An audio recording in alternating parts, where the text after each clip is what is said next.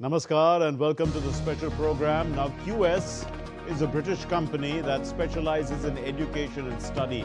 It's well known for its annual World University Rankings, which evaluate institutions based on factors like academic reputation, employer reputation, the faculty to student ratio, citations per faculty, and international faculty and students.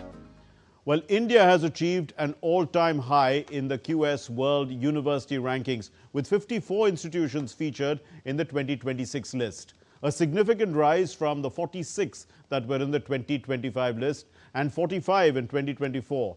Now, with this, India has become the fourth most represented nation globally, following the United States, the United Kingdom, and China.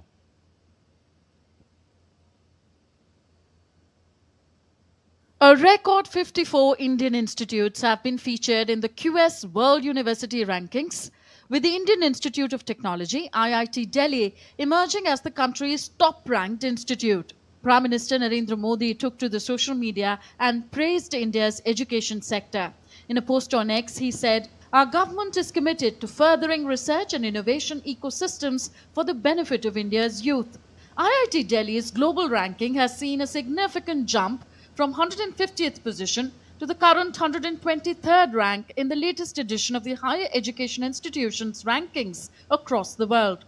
This is the highest QS World University ranking achieved by the institute. In a period of over last 6 decades, IIT Delhi has more than 64,000 alumni working in different parts of India as well as different parts of world. And they have contributed enormously to research, technology development, solution to societal problems, industry. And their contributions also to startups, unicorns, has helped the institute to establish a strong academic reputation, which has contributed significantly to the QS ranking of this year. This is another historic moment for India because we've seen a 390% growth in India compared to the last 10 years, which is definitely kudos to the Narendra Modi government, which is positioning India as a global leader. And one of the global leaders is IIT Delhi, which has improved its position by over 70 places in the last 2 years, which is, of course, due to its improvement of employer reputation and the citation indicator. Positioning IIT Delhi with such kind of a results truly makes India a Vishwa Guru and, of course, a step forward to becoming a global leader in science, technology, and higher education. IIT Bombay, although down from its all-time high rank of 118 last year, continues to feature in the global top 130, securing 129th position. IIT Madras recorded a remarkable jump, moving up 47 spots to secure the 180th rank, entering the top global 200 list for the first time. Other top-performing Indian institutes include IIT Kharagpur at 215th position, Indian Institute of Science Bangalore at 219 and IIT Kanpur at 222. Among non-IITs, University of Delhi stood at 328th position and Anna University at 465 featured in the top 500. In a social media post, Education Minister Dharmendra Pradhan said that from just 11 universities in 2014 to 54 in the latest rankings, this five-fold jump is a testament to the transformative educational reforms ushered in under the leadership of Prime Minister Modi.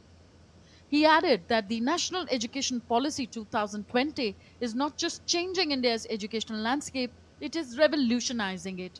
The minister also highlighted that it is a matter of immense pride that India is also the fastest growing education system among the G20 countries and the fourth most represented country behind only the US, the UK, and China. US-based Massachusetts Institute of Technology, MIT, has topped the World University Rankings 2026, followed by London's Imperial College at the second position. California's Stanford University ranks third, and UK's Oxford University is at the fourth position. Quack Corelli Simons is a global higher education consulting firm. The rankings released by QS assessed over 1,500 universities across 106 locations, making this edition the most comprehensive to date. Bureau Report, DD India. And we are joined by Professor V. Kamakoti. He's the director of IIT Madras. Now, IIT Madras has jumped 47 places to reach the 180th spot in the QS World University Rankings 2026. Professor Kamakoti, thank you very much for being with us and congratulations on IIT Madras's strong momentum in this rating upgrade. Now, what academic or infrastructural changes did you implement in the last year to bring about this significant jump for IIT Madras's in the QS ratings? So thank you very much for inviting me to the show. And yes, we are very excited that we have jumped 47 positions from 227 to 180. There was 3 or 4 things that we did as a part of when we started analyzing the QS ranking in the previous years. One is that we concentrated on bringing up certain technologies as a part of our Institute of Eminence initiative to basically bring in more interdisciplinary culture. Interdisciplinary education and interdisciplinary research actually brought in several teams together, and that improved what we, one score of what we call the International Research Network, and that we had done quite well. And because of that exposure, wherein we had a lot of collaboration with the industry, a lot of collaboration with the foreign universities also, our academic reputation actually had a good increase, and our employer reputation actually increased significantly. And these two are 2 very important contributing factors in this whole exercise. And since the papers became more interdisciplinary over the last 3-4 years, the total number of citations for these papers also had increased, and so the citation per faculty also increased. So these are 3 important parameters that had contributed to this massive jump from 227 to 180. In addition, we had been quite concentrating on innovation and entrepreneurship. So this year we have filed close to 417 patents, almost 1.2 patents a day, and we have incubated around 103 startups. So innovation and entrepreneurship also played a very important role. Specifically, it has influenced, in my opinion, the academic and the employer reputation. Indeed, so Professor Kamakoti, judging from your first answer, it's clear that international collaborations, joint research, student exchange, also perhaps partnerships, all these have impacted the rankings. So how have they impacted the rankings more specifically? Could you explain? So if you just look at our academic reputation, we had moved from 42 points to 56 points, which is almost 25% increase.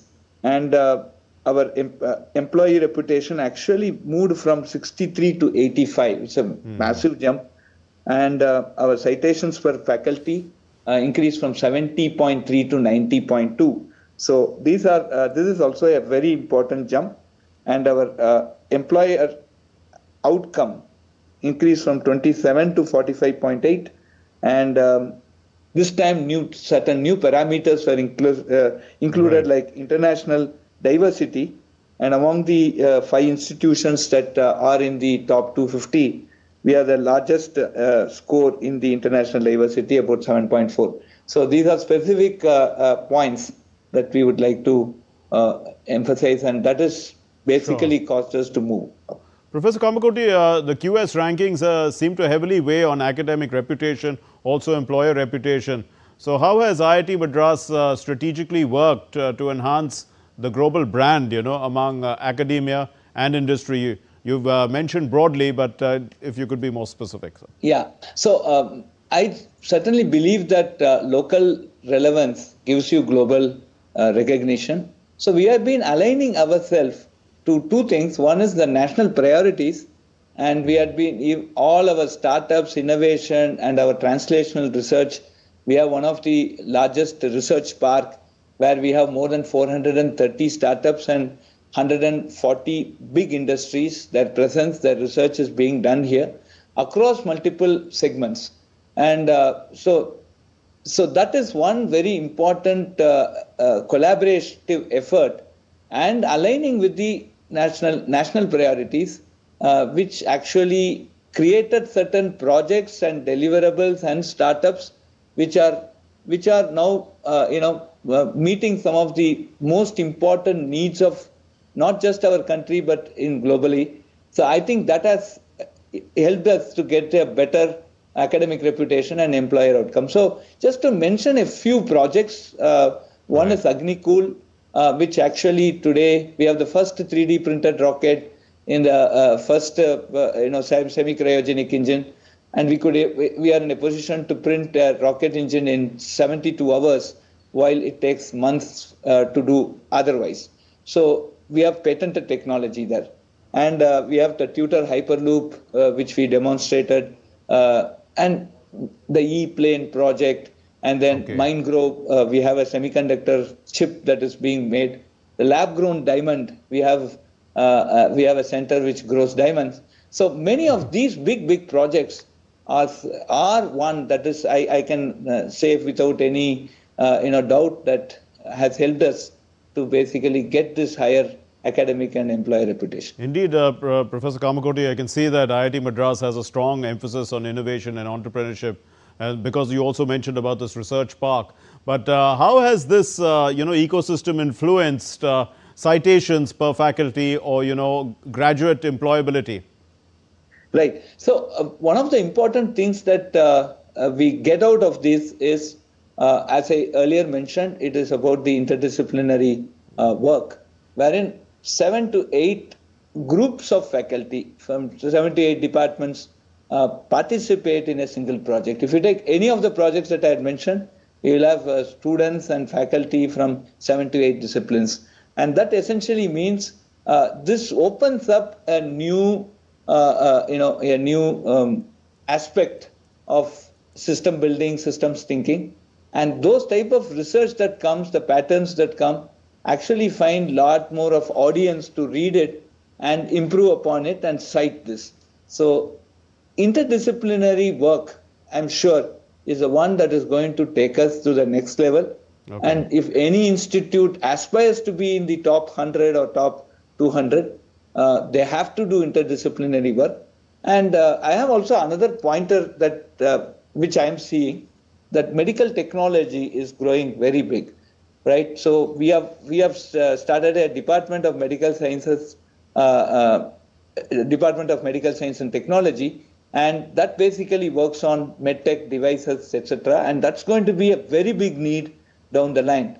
And and that is also highly interdisciplinary. Okay. As the national education policy has laid a lot of emphasis on interdisciplinary education, many of the institutes started focusing on them, and that's why you also see this 54 institutes today getting a place in the QS ranking. This is one very important factor. So you did mention the 54 institutes. Now, should we view all the IITs as similar in standard, because we know that IIT Delhi and IIT Bombay are ahead of IIT Madras in these rankings? Or so what distinguishes them? So there are many things that we can basically distinguish across even the top IITs. Basically, with respect to standards, all of us maintain, all the IITs today, including the third generation IITs, we maintain the standard of education. We maintain this. One of the things that come up is the type of projects that we do at different places. The emphasis is on different, different technologies, etc. And sometimes the technologies that are more, acceptable today, that gets more, exposure, and that can be the reason why some institutes have a higher academic reputation and employee reputation. But it's all, if you actually look at these points, we are just 3 to 5 points away from each other. So it's only a matter of time that we all come very close to each other. And I think every institute is pushing hard. We have a very healthy competition. We discuss things. We also share all the good practices. And the time is not far off that we will see more than 10 to 15 IITs within the top 200. That's great news. Professor Kamakoti, how does faculty recruitment, retention, or faculty-student ratio impact these rankings? I mean, are these rankings, based on algorithms, one would ask? No, not exactly, but they are based on rules and formulas. So there are some formulas that we have exposed both in the NIRF ranking, the National Institutional Ranking Framework, and also the QS ranking. In the QS ranking, the difference between NIRF and QS is that QS lays a lot more emphasis on perception, the reputation, and it all depends upon how many people actually vote for you. And right, so that is also one aspect. NIRF does have a weightage for perception, but that is lesser than the weightage that is given by QS. But NIRF today has a separate component on innovation, entrepreneurship, which we don't see explicitly in the QS ranking. Both of them have the sustainability component also. So these are some of the things, that and most importantly, when we start looking at these scores, we actually get a lot more insights into what we need to do to improve them. And many of them, or almost all of them, basically lead to some good outcome for the student, right? So it's all student-centric, and that's how we are benefited by this ranking exercise. Now, global diversity is also a factor, as you mentioned. So how is IIT Madras, or let's say all Indian universities, attracting students and faculty from across the world? So we have now moved out of world, right? We out of India. So we were the first IIT to set up a campus in Zanzibar, Africa, and IIT Delhi went to Abu Dhabi, and that's paying off now. For example, this year international diversity of IIT Madras is 7.4, and of IIT Delhi is 6.3. So we are now going quite high in this scale. See, this is important because today, we start reaching the other institutions, other countries, and that is opening up a very good exposure for us and exposure for them to quality education. What it means to go and teach in Africa is something what we are learning, and what it means to have an IIT in our system is what they are learning. And this is a very healthy exercise that we are doing together. And so this diversity, in my opinion, will come when we start moving to the other country and setting up campuses abroad. Two of us have done, and I'm sure other IITs will follow. And this is also given importance in the national education policy. And so we have some targets. So one of the things that I would like to say is that the NEP has actually basically put all of us on a common platform and common focus so that we could concentrate on that. And that focused, action plan that we had taken is currently responsible for this excellent research that we have got today. Indeed, if we talk about that focused action plan, is it important also for Indian universities to work to improve their ratings based on the QS components, or should we develop our own systems of evaluation that can become benchmarks? NIRF is something which is much more suited for the Indian environment, because, for example, diversity, as you see, if you take any institute in a particular state, getting people from other states also is a diversity component, because it's a totally different language in the state, total different environment, food habits, everything are different. So how is a campus able to give a uniform environment so that there is an ease of life, living a good environment that is very close to their home environment? How are we providing it? How are we trying to keep this unity among this diversity? Is a very interesting concept. So that is one prime reason, one difference I can say between QS and NIRF, right? So this parameter has to be basically taken care of. And as I mentioned earlier, innovation and entrepreneurship should be given. And a lot of us today are working on SDG 4. So, we are a 140 crore population, and we are the youngest population in the age group of 15 to 35. And so our educational responsibilities are extremely important. So we have opened up every IIT today is trying to open a very good online courses, and IIT Madras runs the world's largest BS online program.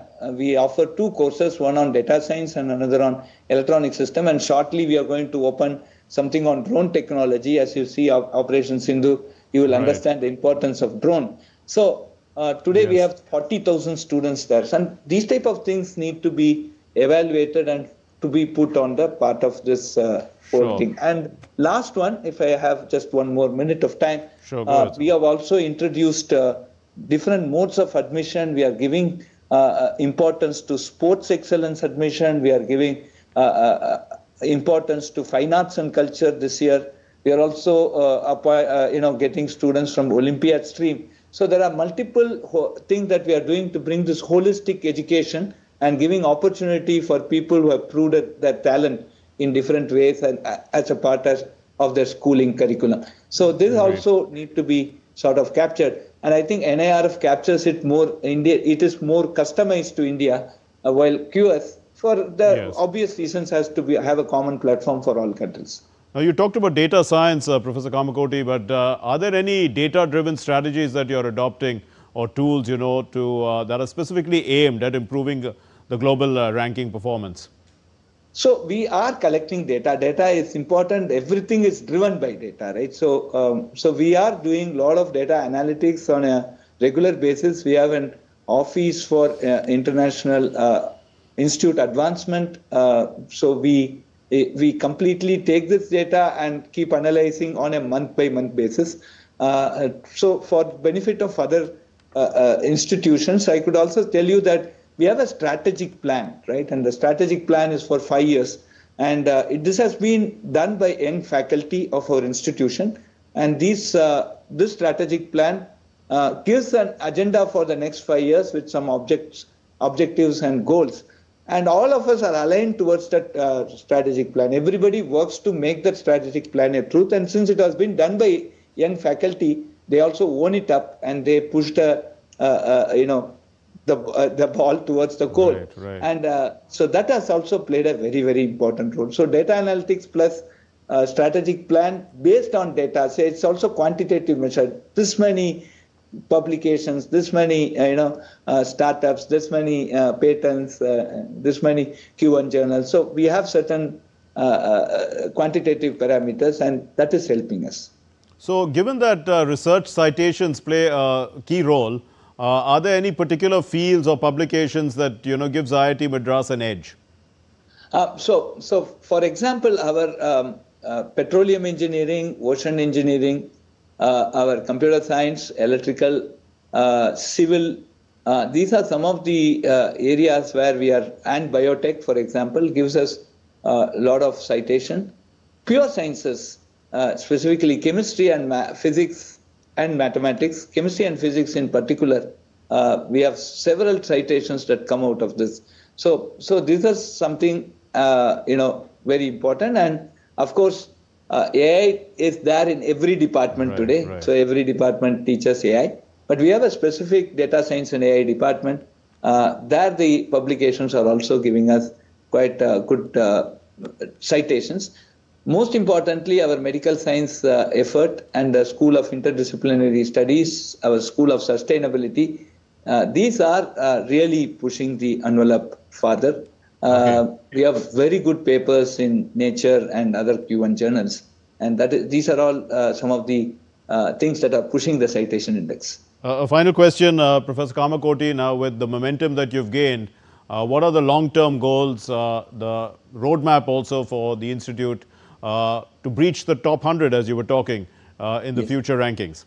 Yeah, so the three important goals. Thank you for this question. And so one is that we have to work very deeply on the international research network, and that we will be concentrating. We are not quite satisfied with the performance that we have. We think and we are sure that we could do much, much better. And we will also work on the sustainability thing. So where, we need to work very closely. The sustainability also depends upon some of the policy matters. So there are a lot of work that humanities and management type of institutions can do with people abroad, because we need to have, many of these need a global solution and a global agreement, right? So that is one area that we need to work very hard, and we will work hard. And the last one is medical, right? So we have to work on medical. So we have to construct state-of-art hospital within the campus, and that is going to be, that should have research, teaching, plus service, because we need a lot of data. And so we need, say, a minimum 1,000 bed, like Indian Institute of Science is leading their torch by constructing, I think they are going to get an 800-seater hospital. Kanpur, Kharagpur are also building hospitals. We are also trying to get, we should get a minimum 1,000-bed hospital where we do a lot more of service also, where we get a lot of patients and data. And I think these are the things that will push us up into the top 100. And if we aim to be in the top 100, good international research network, good sustainability focus, and good medtech focus.